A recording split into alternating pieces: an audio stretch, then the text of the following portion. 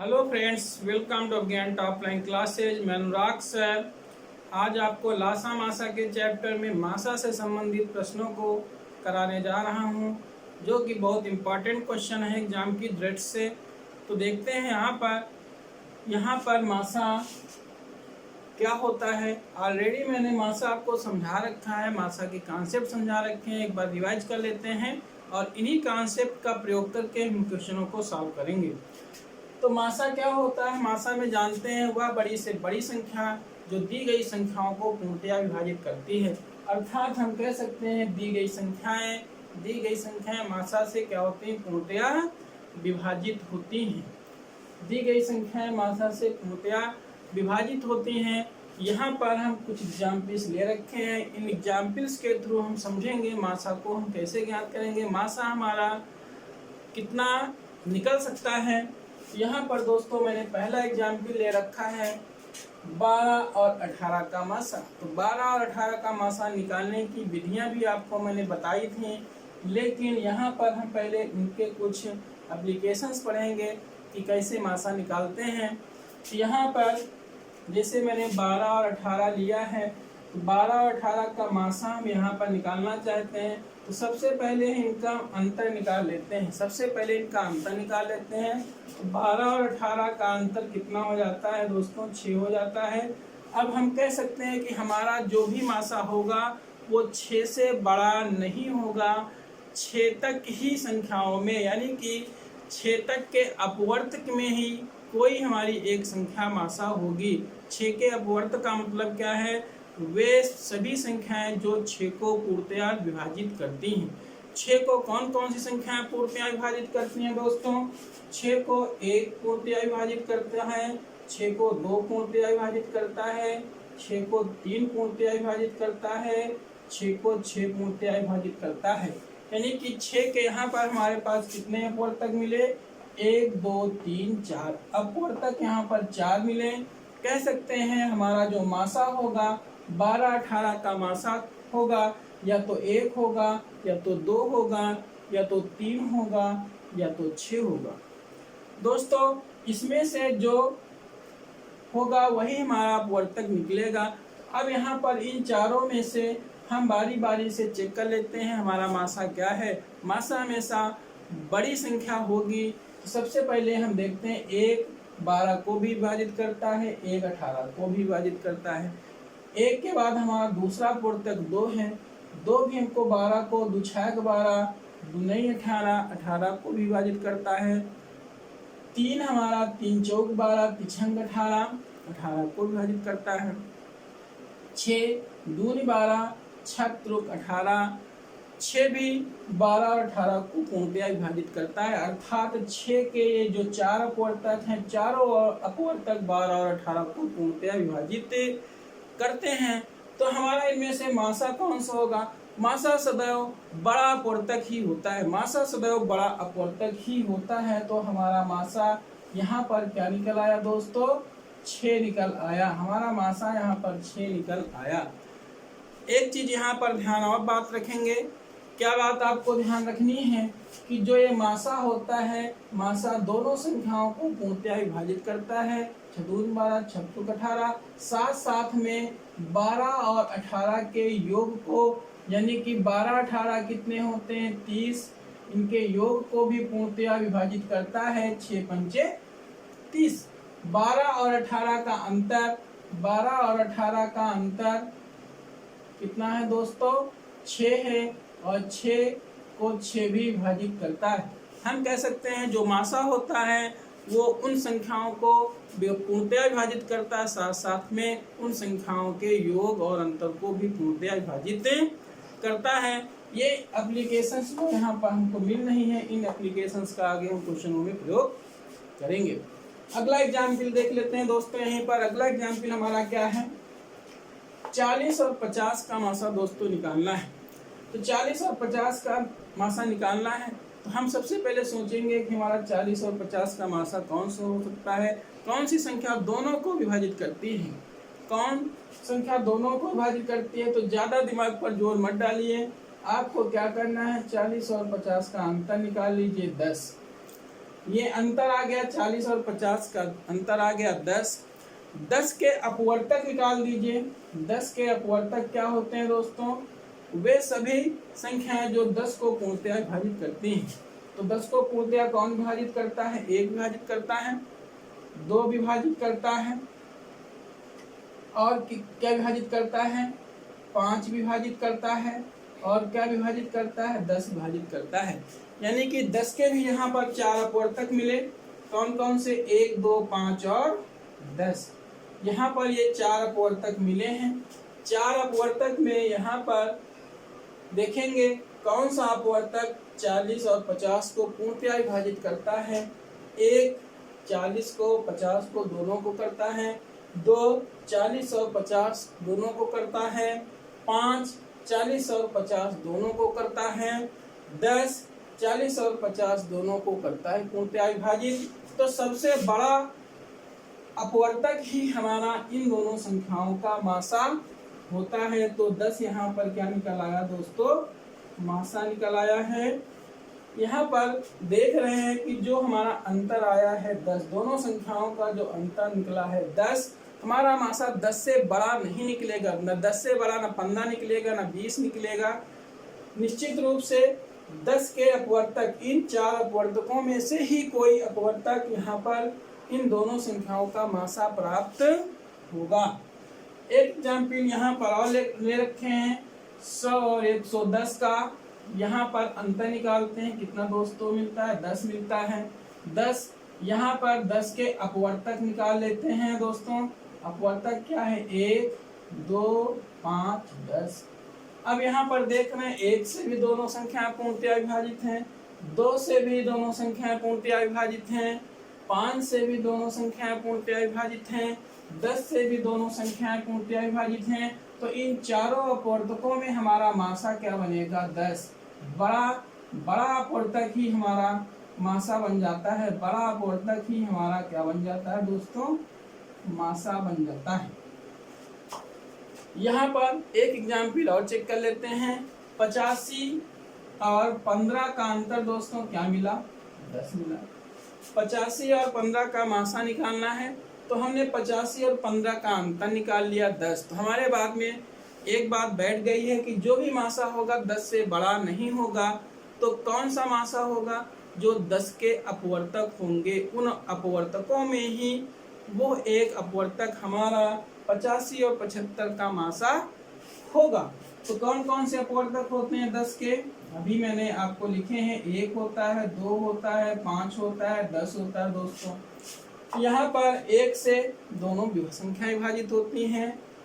2 से यहाँ पर 85 और 75 विभाजित नहीं होता है। 5 से 85 और 75 विभाजित होता है। 10 से 85 और 75 यहाँ पर विभाजित नहीं होता है। तो दोस्तों यहाँ पर किस अपवर्तक से, किस बड़े से बड़े अपवर्तक से ये दोनों संख्याएं पूर्णतया विभाजित होती हैं? तो दोस्तों कौन सी संख्या मिली? 5। तो यानी कि 85 और 75 का मासा कितना हो जाएगा दोस्तों? 5। कितना निकलेगा? 5 हमारा मासा हो जाएगा। यहाँ पर एक एग्जाम्पल दोस्तों और हमने लिख रखा है। 42 131 42 141 का मासा ज्ञात करो। यहाँ पर इनका अंतर कितना है दोस्तों? 42 131 42 141 का अंतर कितना है दोस्तों? 10।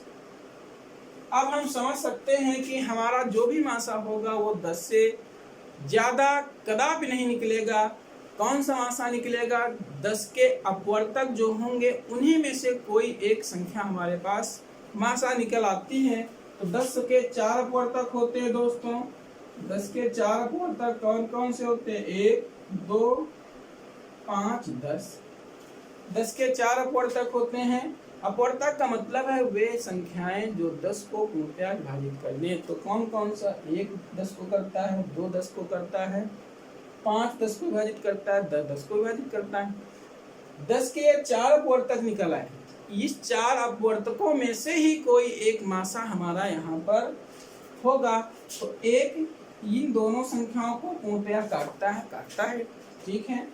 2 क्या 42 131 42 141 को काटता है? नहीं काटता है। 2 से काटने के लिए इकाई के स्थान पे 0 होना चाहिए, तो 2 होना चाहिए, तो 4 होना चाहिए, तो 6 होना चाहिए, तो 8 होना चाहिए, नहीं है, इसलिए 2 इन दोनों संख्याओं को नहीं काटता है। 5 42 131 42 141 को नहीं काटता है। 10 42 131 42 141 को नहीं विभाजित करता है। तो दोस्तों यहाँ पर कौन सी संख्या है जो 42 131 42 और 141 को पूर्णतया विभाजित कर रहा है? वो संख्या क्या है? 1। यानी कि यहाँ पर मासा क्या निकल आया दोस्तों? मासा क्या निकल आया? 1। हम कह सकते हैं जो हमारा उन दोनों संख्याओं का अंतर होता है, अंतर के अपवर्तक में ही प्राप्त कोई एक बड़ा अपवर्तक उन दोनों संख्याओं का मासा निकलता है। ठीक, एक एग्जाम्पल और हम ले रहे हैं यहाँ पर दोस्तों। मैंने छठा एग्जाम्पल ले लिया यहाँ पर 42 और 32। 42 और 32 ले रखा है। तो 42 और 32 का अंतर दोस्तों कितना मिला? 10। तो अब हमारे मन में बात पहुंच गई है कि जो भी यहाँ पर मासा होगा वो 10 से बड़ी संख्या नहीं होगी, 10 के अंदर ही कोई एक संख्या होगी। वो संख्या कौन सी होगी? 10 के अपवर्तक में से ही कोई एक संख्या होगी। और 10 के 4 अपवर्तक होते हैं दोस्तों, 1 2 5 10। अब बताइए इन 4 अपवर्तकों में से कौन सी संख्या 42 और 32 को पूर्णतया विभाजित करती है? 1 42 और 32 को पूर्णतया विभाजित करता है। 2 42 और 32 को पूर्णतया विभाजित करता है। 2 से काटिए, 2 दूनी 4, 2 1 9, 16 दूनी 32, 2 पूर्णतया विभाजित करता है। क्या ये 5 42 और 32 को पूर्णतया विभाजित करता है? नहीं करता है। ना 5 करता है ना 10 करता है। जो अपवर्तक इन दोनों संख्याओं को पूर्णतया विभाजित करते हैं उनमें से बड़ा अपवर्तक ही हमारा क्या बनेगा? मासा बनेगा दोस्तों। यहाँ पर मासा कितना निकल आया है दोस्तों? 2 निकल आया है। अब हम मासा से संबंधित प्रश्नों को हल करेंगे। ठीक है दोस्तों, देखिएगा हमारे अगला प्रश्न हमारे पास क्या होगा। दोस्तों यहाँ पर हमारा क्वेश्चन क्या दिया गया है? 198 121 1331 का HCF क्या है, अर्थात मासा दोस्तों क्या है? तो यहाँ पर 3 संख्याएं दे रखी हैं। तो 3 संख्याएं दे रखी हैं तो आपको घबराने की कोई ज़रूरत नहीं है। यहाँ पर 2 पास पास की संख्याओं का हम अंतर निकालेंगे। यानी कि हमने 198 और 121 का अंतर निकाल लिया। यहाँ पर इनका अंतर कितना बचा? 8 में 1 निकल गया, 7 बचा। 9 में 2 निकल गए, कितने बचे? 7। यानी कि अब हम कह सकते हैं जो भी मासा होगा हमारा 77 से बड़ी संख्या प्राप्त नहीं होगी, 77 से छोटी ही संख्या प्राप्त होगी। और उस छोटी संख्या में 77 के जो अपवर्तक होते हैं उनमें से ही वो संख्या प्राप्त होती है।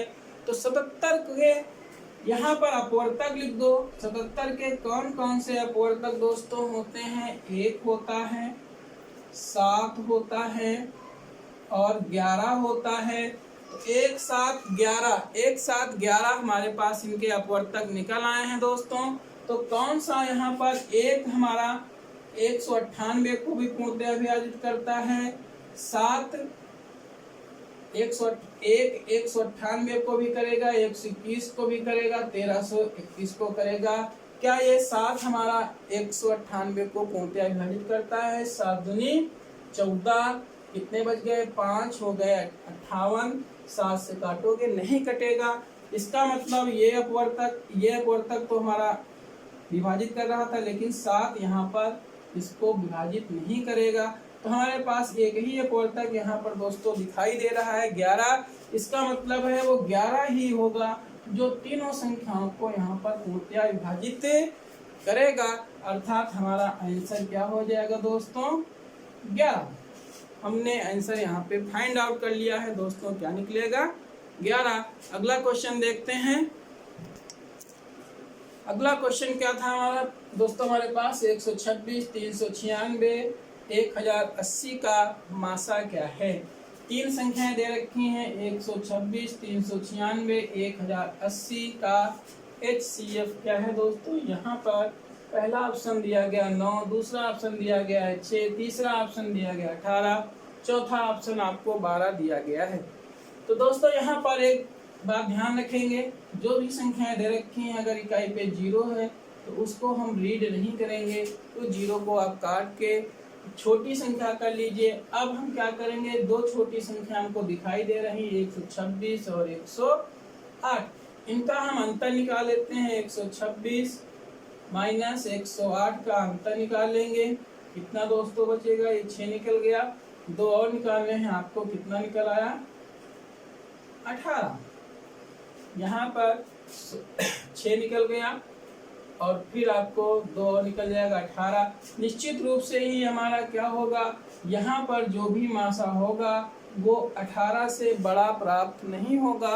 18 से बड़ा नहीं होगा तो क्या 18 होगा, तो 18 के जो अपवर्तक होंगे उनमें से कोई एक संख्या हमारे पास मासा प्राप्त होती है जो तीनों संख्याओं को पूर्णतया विभाजित करेगी। पहली संख्या तो 1 होती है, दूसरी संख्या 2 है, तीसरी संख्या 3 है, चौथी संख्या 6 है, पांचवी संख्या 9 है और छठी संख्या आपके पास 18 है। हमारे पास यहाँ पर 5 अपवर्तक निकले हैं, इन 5 अपवर्तकों में से ही कोई हमारा यहाँ पर आंसर होगा। तो यहाँ पर दोस्तों देखते हैं, हमारे पास 18 से बड़ा होना नहीं चाहिए। तो देखो यहाँ पे अपवर्तक में क्या, यहाँ पर 12 आया है, 1 2 3 6 9 18 है, तो 12 तो है ही नहीं, तो 12 तो हमारा कैंसिल आउट हो जाएगा, एक ऑप्शन कैंसिल आउट हो गया। हमारे पास 9 भी अपवर्तक में है, 6 भी है और 18 भी है, 3 ऑप्शन यहाँ पर हमारे पास दोस्तों बचे हुए हैं। अब हम इन्हीं तीनों ऑप्शनों के लिए देखेंगे, 9 के लिए देखेंगे, 6 के लिए और 18 के लिए। यहाँ पर 9 के लिए हम देखते हैं, चूंकि हमारा अपवर्तक जो यहाँ पर मासा होगा बड़े से बड़ा अपवर्तक होगा, इसलिए बड़ा अपवर्तक ही यहाँ पर मासा निकलता है। तो पहले हम यहाँ पर 6 से चेक कर लेते हैं, क्योंकि ऑप्शन में 6 है। 6 से क्या ये संख्या विभाजित है, 126 है, 6 दूनी 12, 6 का 6। 6 से ये क्या विभाजित है, 6 36, 3 बचा 6 36। क्या 108 6 से विभाजित है, 6 का 6, कितने बचे 4, 6 48 विभाजित है, तो 6 से विभाजित है। क्या 9 से विभाजित है, तो 9 से विभाजन कैसे चेक करते हैं दोस्तों, 9 से विभाजन कैसे चेक करते हैं, अंकों का योग, अंकों का योग 9 से कटना चाहिए। 6 2 8 1 9, ये कट रहा है, ये 9 आपका कट जाएगा, 6 3 9 कट जाएगा, 8 1 9 कट जाएगा, 8 1 9 भी कट जाएगा, यानी कि 9 से भी तीनों संख्याएं पूर्णतया विभाजित होती हैं। अब हम क्या देखेंगे, 18 बचा हुआ है। 18 क्या होता है हम जानते हैं, 2 नहीं 18। हम देख रहे हैं कि जो भी संख्याएं तीनों दे रखी हैं 2 से भी पूर्णतया विभाजित हैं, 126 और 396 और 108 2 से भी विभाजित हैं, 9 से भी विभाजित हैं। इसका मतलब 18 से भी पूर्णतया विभाजित होंगी। अर्थात यहाँ पर हमारा बड़े से बड़ा अपवर्तक क्या मिला है, जो 126, 396 और 108 को पूर्णतया विभाजित करता है। तो मासा यहाँ पर दोस्तों कितना मिल गया हमारे पास, 18 मिल गया है। तो जो हमारे पास आंसर फाइंड आउट हुआ है क्या हो गया दोस्तों, 18 हो गया है। तो दोस्तों हमने इस क्वेश्चन को सॉल्व कर लिया है। अब हम अगले क्वेश्चन की ओर चलते हैं। दोस्तों हमारा अगला क्वेश्चन क्या है, 806, 663, 377 का मासा क्या है। 806, 663, 377 का मासा क्या है। ऑप्शन दिए गए हैं 26, 3, 13, 97। तो दोस्तों कैसे करना है आपको, दो संख्याओं का, दो पास पास की संख्याओं का हम क्या करेंगे, अंतर निकाल लेंगे। 806 और 663 का अंतर निकाल लीजिए, कितना बचा, 3 बचा, 10 में 6 निकल गया, 4 बचा। 7 में 6 निकल गया, 1 बचा, 143। दोस्तों 143 यहाँ पर इनका अंतर आया है, तो हम समझ सकते हैं जो मासा होगा हमारा 143 से अधिक नहीं होगा।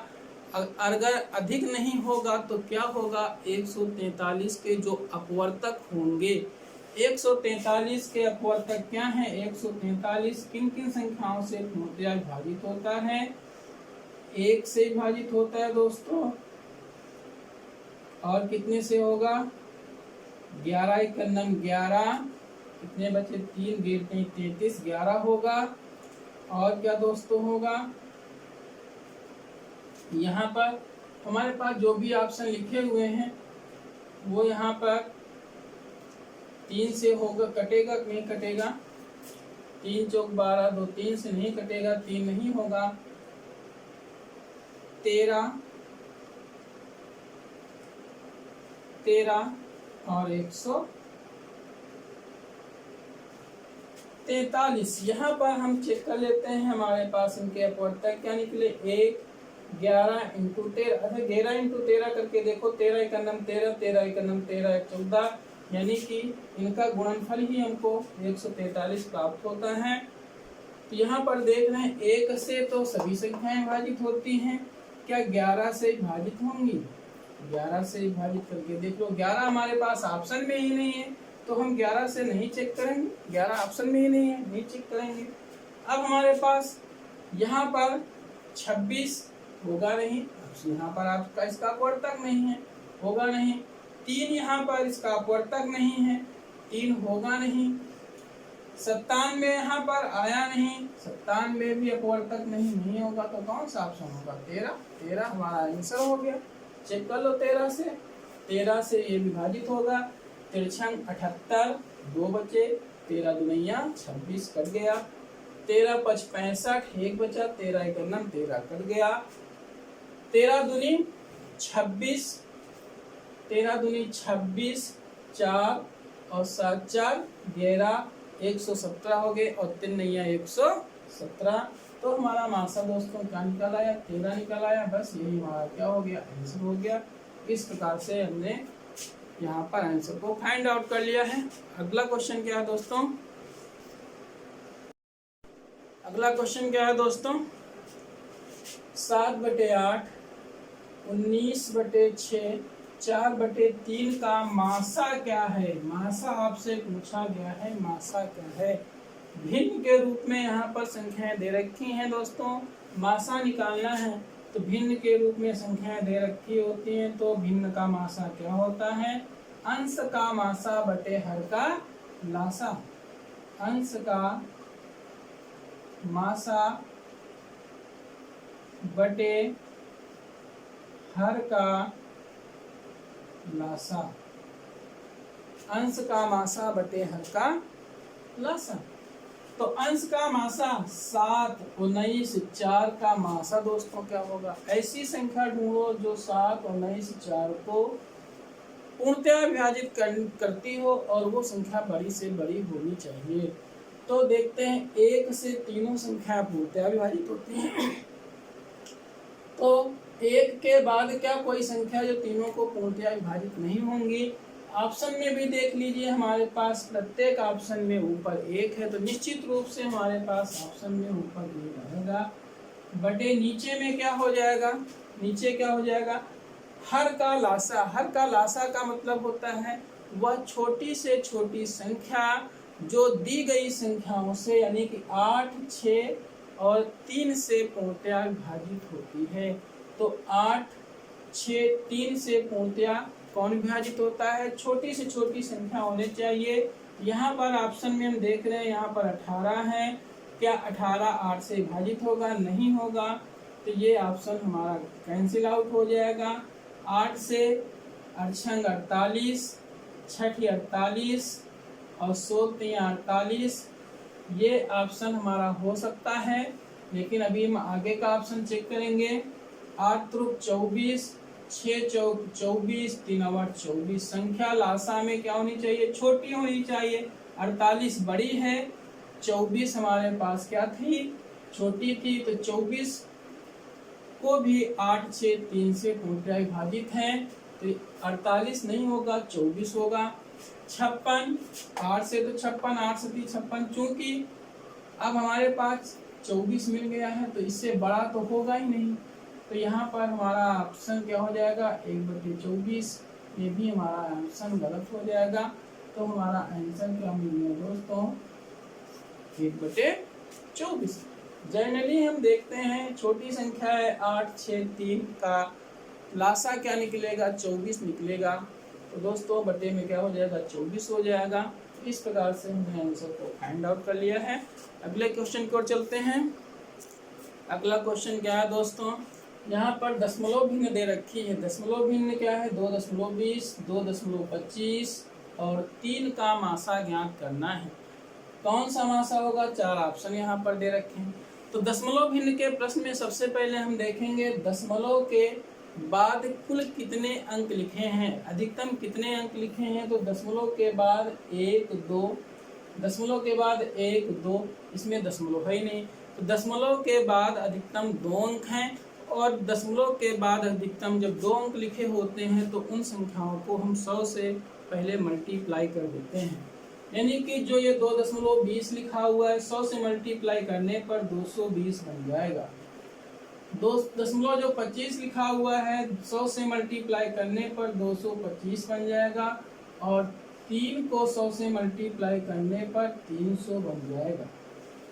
अब यहाँ पर दोस्तों देखते हैं हम दो पास की संख्याओं का अंतर निकाल लेते हैं। 220 से 225 है, तो 220 और 225 यानी कि इनका अंतर कितना आया, 5 आया दोस्तों। इनका अंतर 5 आ गया तो हम कह सकते हैं जो हमारा मासा होगा 5 से बड़ा नहीं होगा।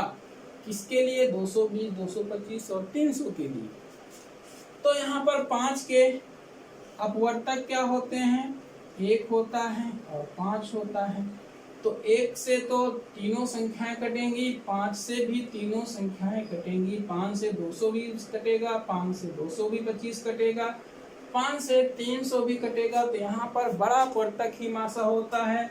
तो इन तीनों संख्याओं के लिए 220, 225 और 300 के लिए हमारा मासा क्या निकल आएगा दोस्तों, मासा हमारा निकल आएगा 5। चूंकि हमने क्या किया था, 100 से तीनों संख्याओं में मल्टीप्लाई किया था, गुणा किया था, इसलिए हम इस मासा में क्या करेंगे, 100 से भाग कर देंगे। तो 100 से जब भाग कर देंगे तो हमारा मासा 0.05 प्राप्त हो जाएगा। तो यहाँ पर कौन सा ऑप्शन दोस्तों सही है, ऑप्शन बी सही है, 0.05। इस प्रकार से हम दिए गए प्रश्न का आंसर फाइंड आउट कर लेते हैं। अगले क्वेश्चन में देखते हैं दोस्तों। अगला दोस्तों मेरा प्रश्न क्या है, 777/1147 का सरलतम रूप क्या है। सरलतम रूप यहाँ पे पूछा गया है, 4 ऑप्शन दिए गए हैं दोस्तों। यहाँ पर सरलतम रूप निकालने से पहले हम यहाँ पर आपको, जैसे 777 लिखा हुआ है, अगर हम 111 लिख दें तो 111 को हम क्या लिखेंगे, 37 गुणित 37 से भाग करेंगे, कितना जाएगा, 3 सते 21, 3 का 37 गुणित 3 गुणित 1, 3 सते 21, 3 का 9, 2, 11। अगर दोस्तों 222 लिखा हुआ हो तो हम क्या लिखेंगे, 37 गुणित 3 गुणित 2 गुणित 1, 3 गुणित 6, 6 सते 42, 2 और कितना हो जाएगा, 6 का 18, 18 4 22। इसी प्रकार से 333 लिखा हुआ है दोस्तों, तो क्या लिखेंगे, 37 गुणित 3 गुणित 3